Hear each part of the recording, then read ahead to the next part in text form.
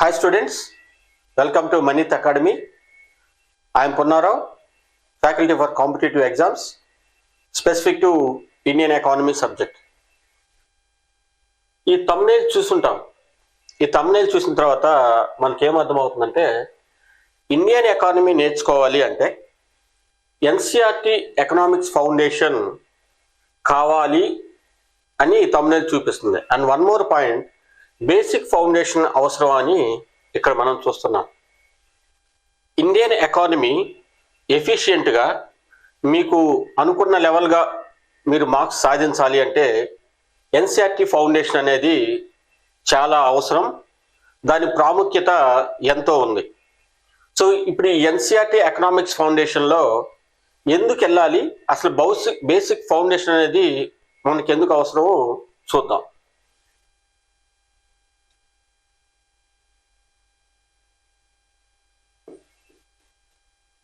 ఫిబ్రవరి 2025లో APPSC group 2 mains జరిగింది, అవునా? ఇప్పుడు ఈ మెయిన్స్లో మనకి 2 పేపర్స్ ఉంటాయి.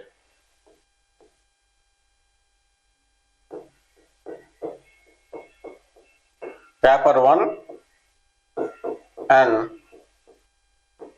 Paper 2. Paper 1లో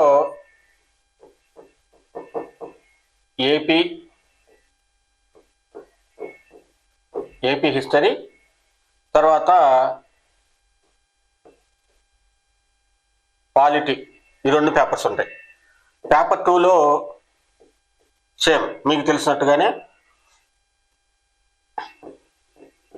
Indian economy and science and technology.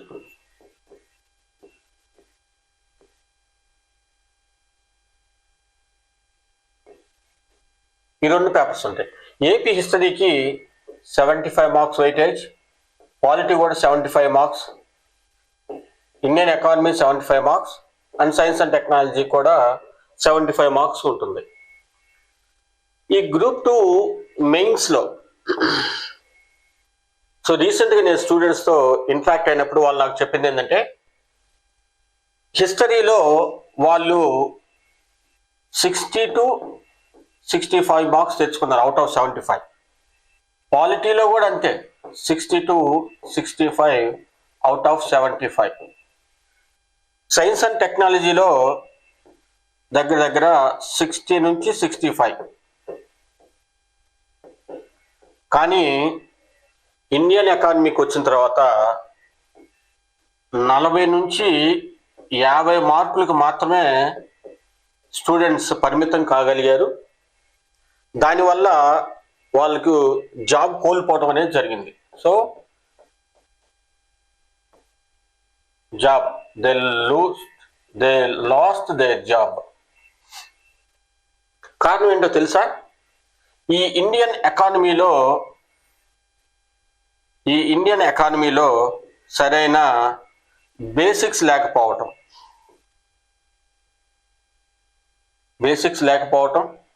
తర్వాత సిలబస్ను గూర్చి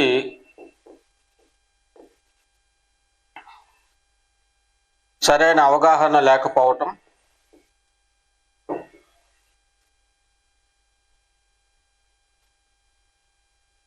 తర్వాత ప్రిపేర్ అయ్యే విధానం,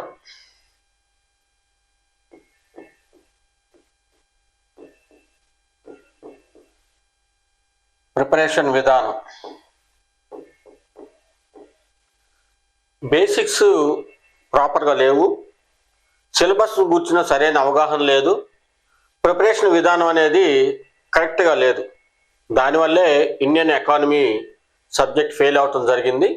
దానివల్ల చాలామంది జాబ్ కోల్పోయారు. ఎందుకు?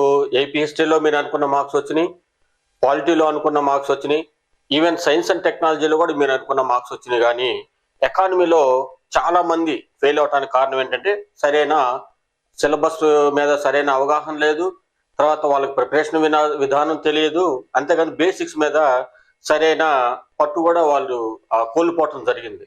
సో ఈ ఎన్సిఆర్టీ ఎకానమీ రావటం వల్ల, ఎన్సిఆర్టీ ఎకానమీ ఫౌండేషన్ అని నేను చెప్తున్నాను కదా, ఎన్సిఆర్టీ ఎకనామిక్స్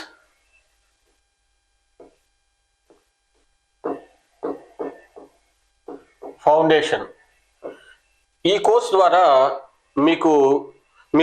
మీరు బేసిక్స్ పర్ఫెక్ట్గా మీరు నేర్చుకోగలరంటే, ఈ ఎన్సిఆర్టీ ఎకనామిక్స్లో ఎక్కడి నుంచి స్టార్ట్ అవుతుంది అంటే 9th క్లాస్ నుంచి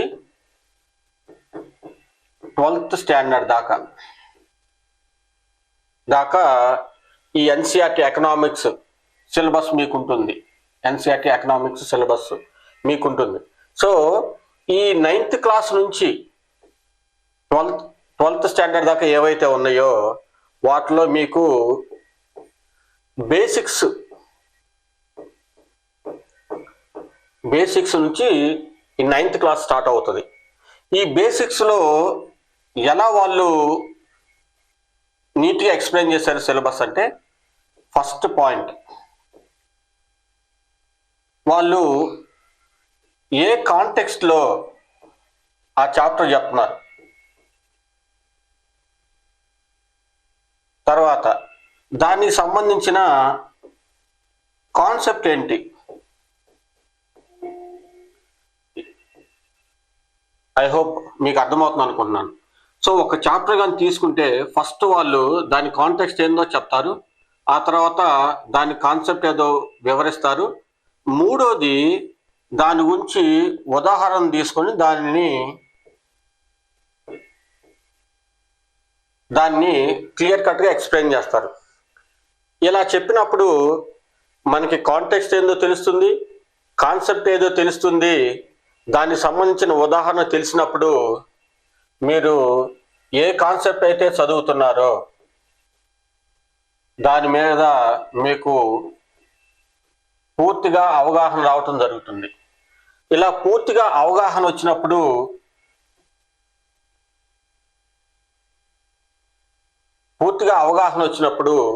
మీరు ఎలాంటి కాన్సెప్ట్ ఇచ్చినా సరే మీరు దాన్ని ఉంచిన కరెక్ట్ ఆన్సర్ని మీరు పికప్ చేయటం జరుగుతుంది. నేను ఒక ఎగ్జాంపుల్ తీసుకొని నేను ఎక్స్ప్లెయిన్ చేస్తాను. ఫర్ ఎగ్జాంపుల్, మనం ద్రవ్యోల్బణం అనే కాన్సెప్ట్ ఉంది. ద్రవ్యోల్బణం అనే కాన్సెప్ట్ ఉంది కదా. ఈ ద్రవ్యోల్బణం అనగానేమి, అది ఎన్ని రకాలు, దాన్ని నియంత్రించే పద్ధతులు,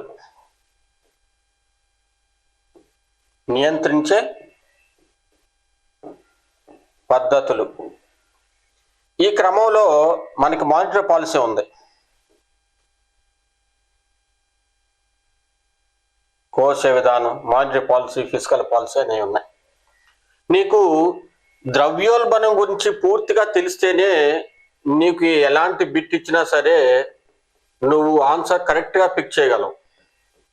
ఎప్పుడు ఈ కాన్సెప్ట్ నీకు పర్ఫెక్ట్గా తెలిసినప్పుడు మాత్రమే నువ్వు దాని మీద ఏ బిట్ వచ్చినా సరే నువ్వు ఈజీగా కరెక్ట్ ఆన్సర్ చేయగలవు.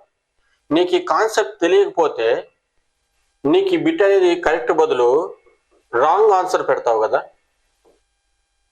ఈ రాంగ్ ఆన్సర్ పెట్టినప్పుడు గ్రూప్ 2 మెయిన్స్ అంతా కూడా నెగిటివ్ మార్కింగ్ ఉంది, రైట్. సో ఈ నెగిటివ్ మార్కింగ్ ఉన్నప్పుడు ఈ రాంగ్ ఆన్సర్ పెట్టినప్పుడు it will impact other subject marks. నువ్వేవైతే అదర్ సబ్జెక్ట్ మార్క్స్లో నువ్వు తెచ్చుకున్నావో అవి ఈవెన్ 62, 65 అవుట్ ఆఫ్ 75 అనుకున్నాం కదా. నువ్వు ఈ ఆన్సర్ని కరెక్ట్గా పెట్టకుండా రాంగ్ పెట్టినప్పుడు ఈ ఉన్న మార్క్స్తో కూడా నువ్వు కోల్పోయే అవకాశం ఉంది.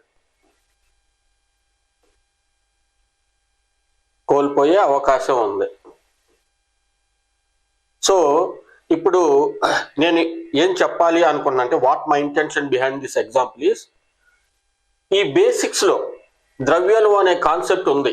9th క్లాస్ నుంచి 12th క్లాస్లోకి వచ్చినప్పుడు మనకి మ్యాక్రో ఎకనామిక్స్ అనే ఒక కాన్సెప్ట్ ఉంది. మ్యాక్రో ఎకనామిక్స్ ఈ కాన్సెప్ట్ వచ్చినప్పుడు ఇందులో ద్రవ్యోల్బణం అంటే ఏంటి,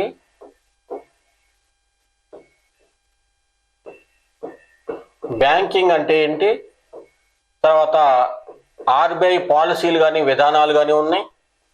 ఇదే క్రమంలో 1991 రీఫార్మ్స్ ఎందుకు వచ్చినాయి, అదే క్రమంగా స్వాతంత్రం వచ్చినప్పుడు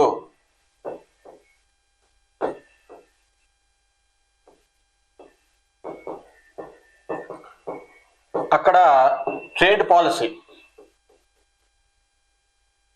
పాలసీ ఎలా ఉంది, తర్వాత సెక్టార్స్ ఆఫ్ ఎకానమీ,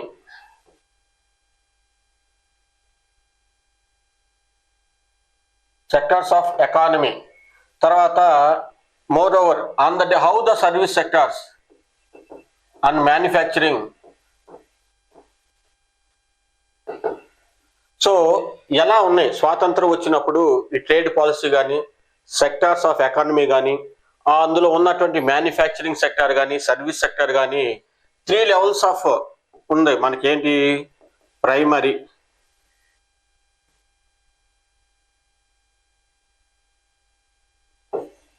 ప్రాథమిక రంగం,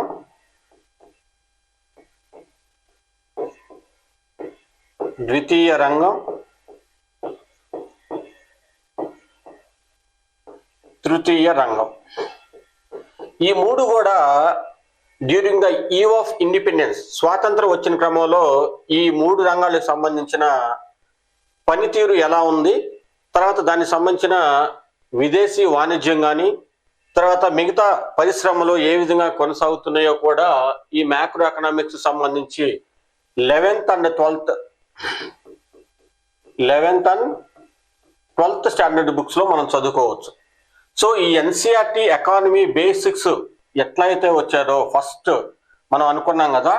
సో కాంటెక్స్ట్ ఏంటి, కాన్సెప్ట్ ఏంటి, దానికి సంబంధించిన ఉదాహరణ ఏదైతే ఉందో, నువ్వు ప్రతి కాన్సెప్ట్ని, ఇక్కడున్న ప్రతి కాన్సెప్ట్ని నువ్వు ఇలా ఈ రీతిగా నువ్వు చదువుకున్నప్పుడు నీకు బిట్ 100%గా నువ్వు పిక్ చేయగలుగుతావు,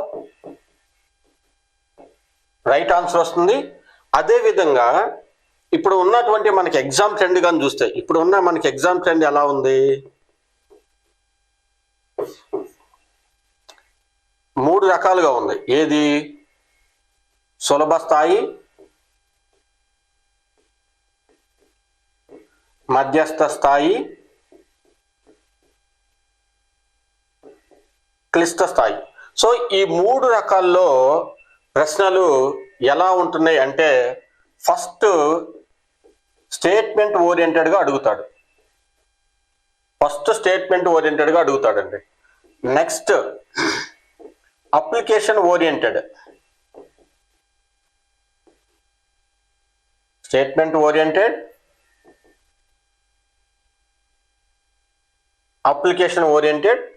నెక్స్ట్ మూడోది వచ్చేసి కరెంట్ అఫైర్స్తో సంబంధించిన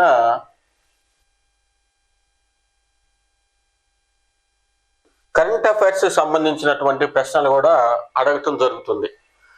ఈ క్రమంలో నీకు స్టేట్మెంట్ ఓరియంటెడ్ బిట్స్ నువ్వు పెట్టాలంటే నీకు తప్పనిసరిగా కాన్సెప్ట్ గురించి సరైన అవగాహన ఉండాలి. అప్లికేషన్ ఓరియంటెడ్ వచ్చినా కానీ ఈ కాన్సెప్ట్ దేని గురించి వివరిస్తుంది, why the concept and what is the introduction, why it is in picture and how it will be impact for the Indian economy.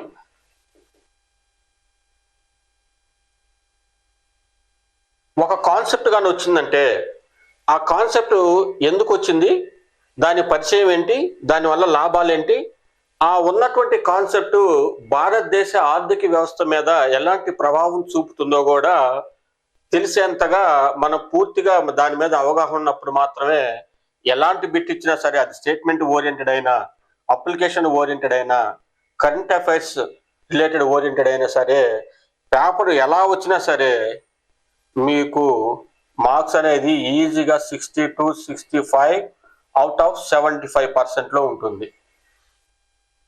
ఇవన్నీ తెలియనప్పుడు మీకు ద్రవ్యోల్బణం అంటే ఏందో తెలియదు, తర్వాత 1991 రిఫార్మ్స్ ఎందుకు వచ్చిందో తెలియదు, బ్యాంకింగ్ ఏంటో తెలియదు, ఆర్బీఐ ఏంటో తెలియదు, దీన్ని కంట్రోల్ చేసే మెథడ్స్ ద్రవ్యోల్బణంలో ఎలా ఉన్నాయో ఆ పద్ధతులన్నీ తెలియనప్పుడు ఈ క్వశ్చన్ మార్క్ని మనం ఈజీగా రాంగ్ ట్రాప్ పట్టిస్తాం.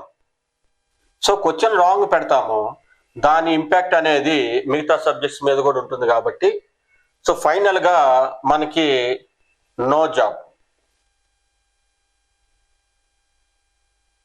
అర్థమవుతుంది కదా?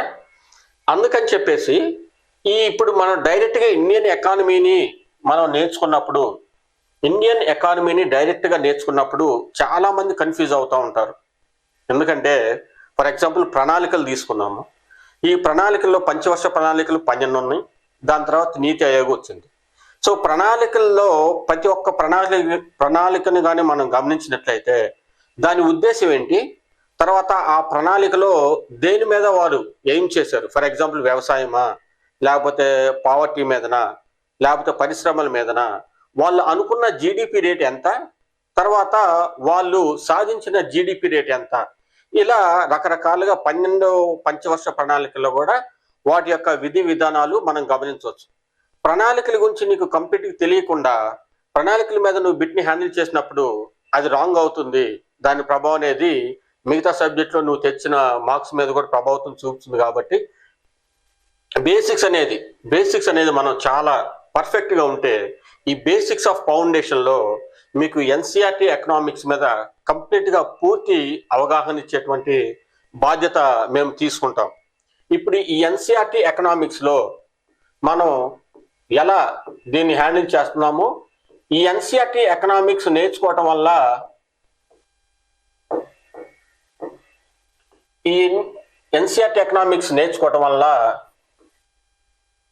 ఇండియన్ ఎకానమీలో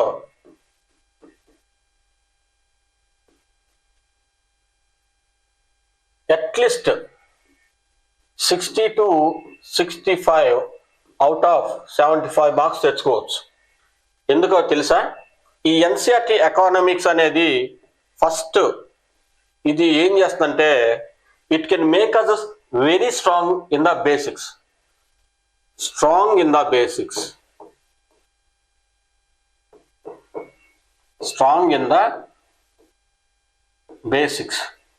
ఎందుకు స్ట్రాంగ్ ఇన్ ద బేసిక్స్ అంటే ఇక్కడ మనం గమనించాము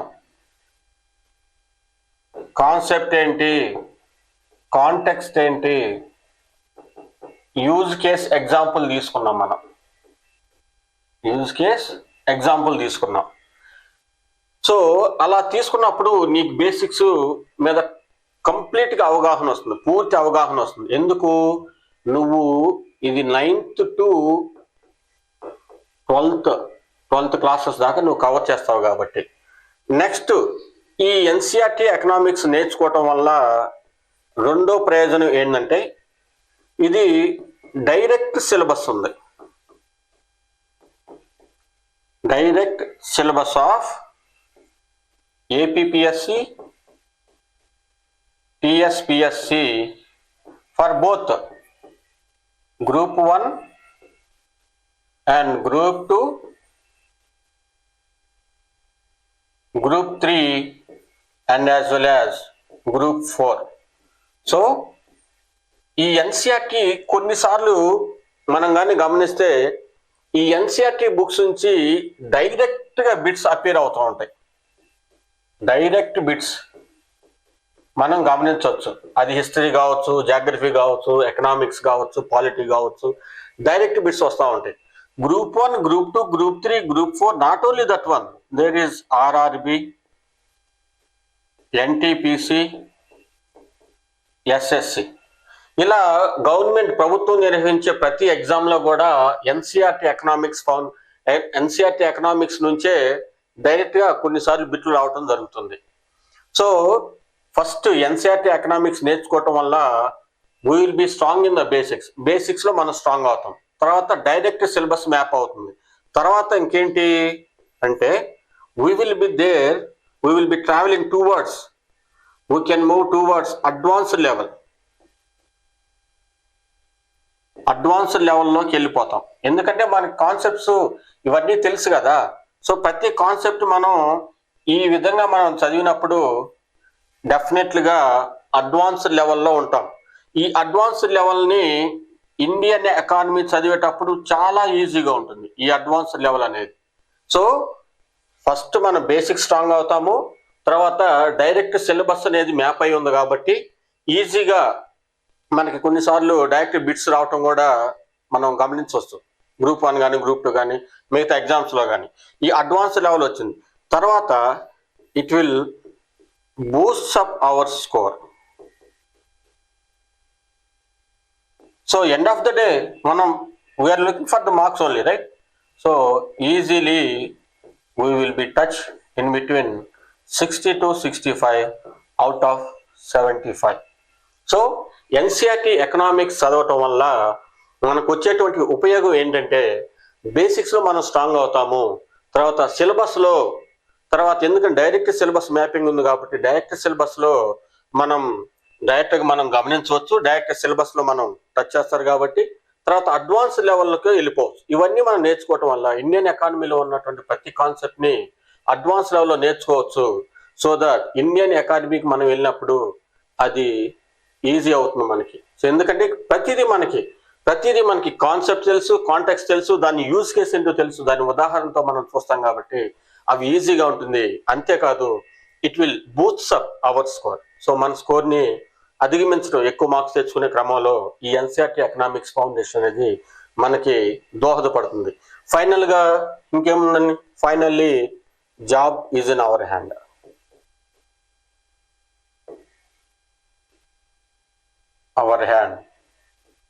And we will be there in the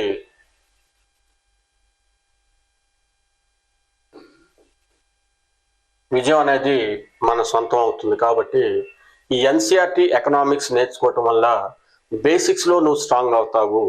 నీకు కాన్సెప్ట్, కాంటెక్స్ట్ ఇవన్నీ కాన్సెప్చువల్ క్లారిటీ చాలా వస్తుంది. ఆ తర్వాత అడ్వాన్స్ లెవెల్లోకి వెళ్ళిపోతావు. తర్వాత మంచి మార్క్స్ సాధించడానికి ఉపయోగపడుతుంది. ఫైనల్గా ఇవన్నీ మనం కరెక్ట్గా మనం ఒక స్ట్రక్చర్డ్ ప్యాటర్న్లో నేర్చుకున్నప్పుడు, ఎప్పుడండి ఒక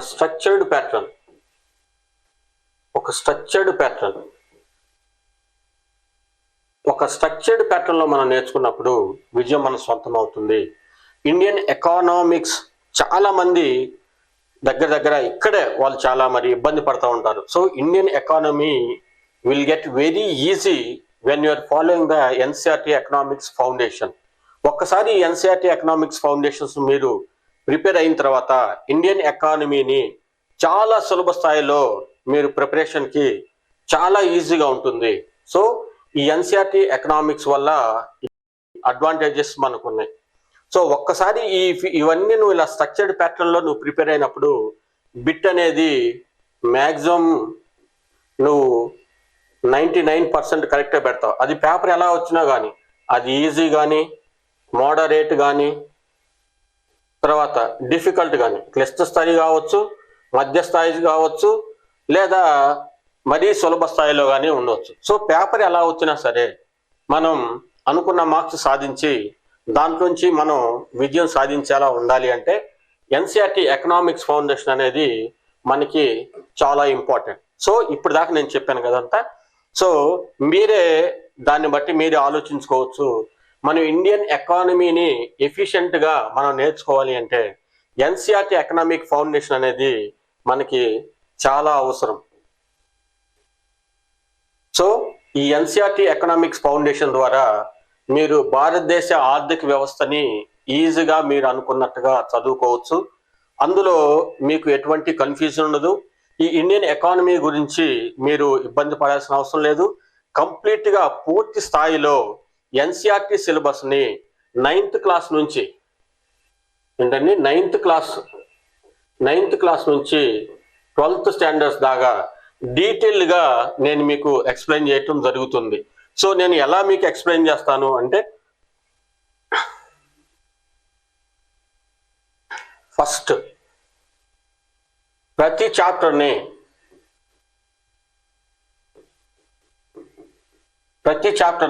డీటెయిల్డ్గా డిస్కస్ చేద్దాం.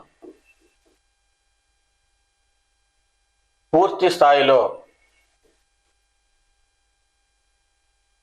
స్థాయిలో దీని గురించి డిస్కస్ చేద్దాం. రెండు, మీకు ఏదైతే మనం క్లాస్ నోట్స్ చేసామో ఆ క్లాస్ నోట్స్ని షేర్ చేస్తాను in the form of PDF or as word whatever. Next దీని మీద ఎంసీక్యూస్ ప్రాక్టీస్ చేద్దాం. నాలుగోది మీకు లైవ్ ఇంటరాక్షన్ ఇస్తాను. సో ఈ లైవ్లో మీరేమన్నా సందేహాలు ఉన్నా కానీ, సలహాలు కానీ, సూచనలు కానీ, ఇవన్నీ మీరు మాతో డిస్కస్ చేయవచ్చు. దీని మీద ఈ ఎన్సీఆర్టీ ఎకానమీ ఫౌండేషన్ మీద, ఎకనామిక్స్ ఫౌండేషన్ మీద మీకు ఎటువంటి సందేహాలు ఉన్నా సరే మీకు కాంటాక్ట్ నెంబర్ ఇస్తాను. ఆ కాంటాక్ట్ నెంబర్కి మీరు కాల్ చేసి ఇతర వివరాలు మీరు తెలుసుకోవచ్చు. ఇవన్నీ కూడా మీకు అందరికీ తెలుసు కదా, మనీత్ అకాడమీ అని మన యూట్యూబ్ ఛానల్ ఉంది. మనీత్ అకాడమీ, ఈ మనీత్ అకాడమీ ద్వారా మీకు ఫౌండేషన్ కోర్స్ అనేది ఇవ్వటం జరుగుతుంది. కాబట్టి సో మీ ఫ్రెండ్స్కి ఇవన్నీ తెలియచేయండి. మీకు నెంబర్ ప్రొవైడ్ చేస్తాను. మీకు ఏమైనా డౌట్స్ ఉన్నా సరే దానికి కాల్ చేయండి. వీక్లీ వన్స్ మనకు ఒక లైవ్ డిస్కషన్ ఉంటుంది. అక్కడ మీకు whatever the doubts that your having you can come up and there we can discuss. అక్కడ మనం సంపూర్తిగా దాని గురించి చర్చిద్దాము. ఆ సలహాలు అవన్నీ సూచనలు ఇవ్వచ్చు. సో ఈ మనీత్ అకాడమీని సబ్స్క్రైబ్ చేసుకోండి. మీకు తెలిసిన మీ ఫ్రెండ్స్ కూడా పరిచయం చేయండి. త్వరలోనే ఈ కోర్సు నేను లాంచ్ చేయబోతున్నాను. పూర్తి వివరాలు నెక్స్ట్ క్లాస్లో నేను మీకు త్వరలో అందజేస్తాను. Thank you so much.